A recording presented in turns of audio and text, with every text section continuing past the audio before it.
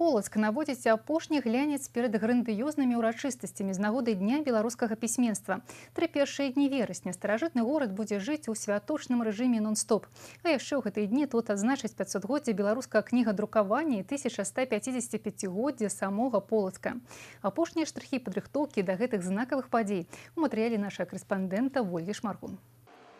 Амаль праз тыдзень Полацк прыме дзень беларускага пісьменства і адзначыць адразу некалькі знакавых святаў. У старажытны горад з'едуцца каля 1000 гасцей з усіх рэгіёнаў Беларусі і суседняй Расіі.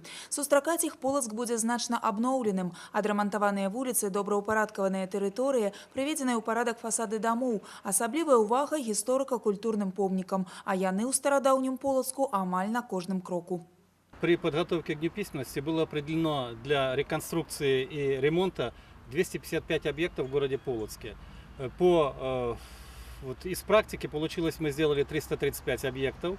В основном работы завершены, идут штрихи или работы, завершающие на последних объектах. Для города определены самые знаковые объекты, которые нужны для города. Это разрулить движение северо-западного направления из России на Прибалтику, улица Зыгина, перекресток улицы Богдановича. Сделан очень серьезный объект. Падрыхтоўку горада да агульнабеларускага свята кантралюе кіраўніцтва вобласці. Намеснік старшыні віцебскага аблвыканкама Уладзімір Пенін не абмінае увагай нават дробязі ад размяшчэння аб'ектаў гандлю да упарадкавання ускрайкаў дарог. Асобна абмяркоўваюць мадэрнізацыю дома культуры. У рамках будучага свята тут запланаваная прэм'ера спектакля заслужанага аматарскага калектыву «Пілігрым». І разам з артыстамі да яе рыхтуюцца будаўнікі. На аб'ект затрачана каля 1 000 000 рублёў, калі ўласнымі сіламі з такімі маштабнымі агульнагарадскімі праектамі палачане не справяцца, на дапамогу прыедуць спецыялісты з Новополоцка, Глыбокага и Витебска.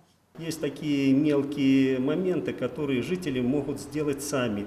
Высадить какие-то цветочки, подмести, подкосить травку. То, что касается именно работы города, то все, что возможно, конечно, они сделали. Городу надо просто сейчас немножко навести лоск.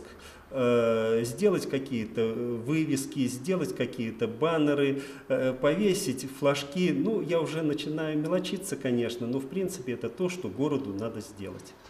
Намеснік кіраўніка вобласці інспектуе полацкі аўтавакзал. Работы тут яшчэ не завершаны. Інтэр'ер памяшкання змяніўся да непазнавальнасці, а тэрыторыю яшчэ прыводзяць у парадак. Дарожныя работы ідуць і на вуліцах Зыгіна і Кастрычніцкая, на ўездах у Полацк.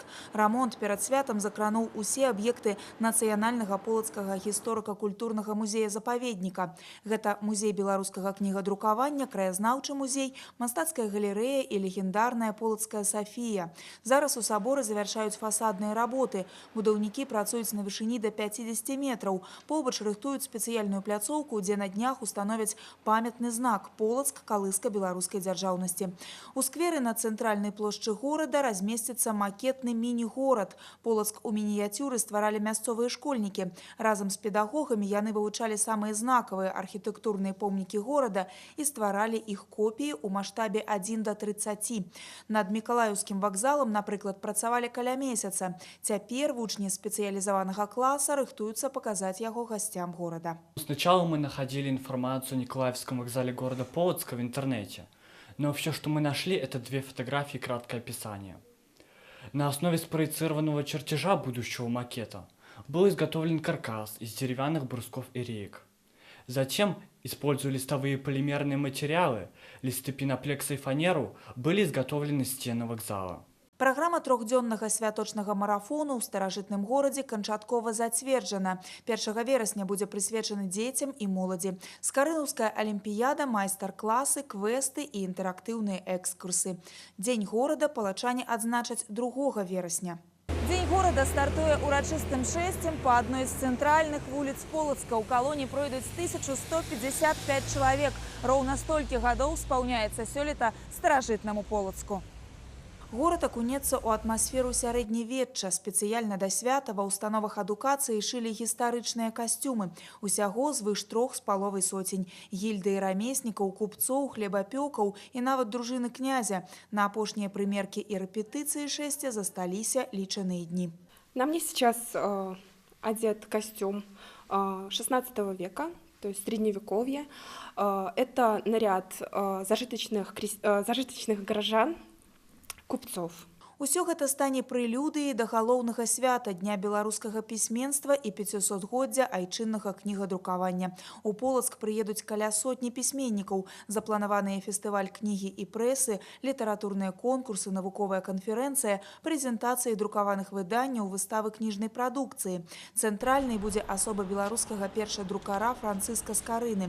А ўсё свята стане своеасаблівым гімнам беларускай кнізе. 3 верасня кульмінацыя ўрачыстасцяў з уручэннем нацыянальнай літаратурнай прэміі. Зараз Полацк спяшаецца завяршыць падрыхтоўку ў час. Апошні марафет наводзяць на вуліцах горада. На днях пройдуць выпрабаванні новай падсветкі. Ольга Шмаргун, Александр Прыстаўка, навіны Полацк.